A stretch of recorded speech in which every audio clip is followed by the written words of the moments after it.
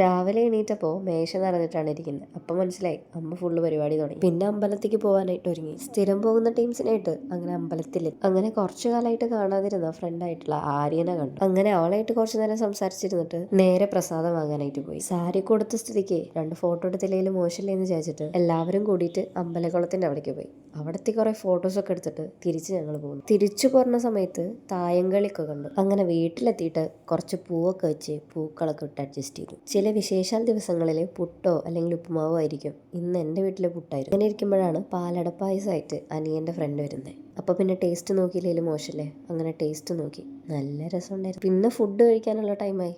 ഓരോന്നായിട്ട് ഇങ്ങനെ നിരത്തി വെച്ച് ഇലയിലൊക്കെ വിളമ്പി ഫുഡ് കഴിച്ചു തുടങ്ങി. ഉച്ചക്കത്തെ ഊണിന് ശേഷം ഒരു ഉറക്കം പാസ്സാക്കി. അങ്ങനെ ഉറക്കമൊക്കെ കഴിഞ്ഞിട്ട് കുറച്ച് പുട്ടും പിന്നെ കുറച്ച് ചോറൊക്കെ കൂടി കഴിച്ച് ഓണായിട്ട് അവൻ ഊട്ടി പോകുന്ന ഞാൻ വീട്ടിലൂത്തിരിക്കുന്നതിൻ്റെ ക്ഷീണം മാറ്റാനായിട്ട് പഴവും കുറച്ച് അലവി കുറച്ച് ശർക്കരപ്പേരിയും കായവറുത്തതൊക്കെ അങ്ങനെ കഴിച്ചു. ഫുഡ് കഴിക്കലല്ലാതെ ഈ ഓണത്തിന് പ്രത്യേകിച്ച് പരിപാടിയൊന്നും ഇല്ലാത്തതുകൊണ്ട് രാത്രിയത്തെ ഫുഡ് കഴിച്ചിട്ട് ഞാൻ കിടന്നു. അപ്പോൾ ഹാപ്പി ഓണം. ബായ്.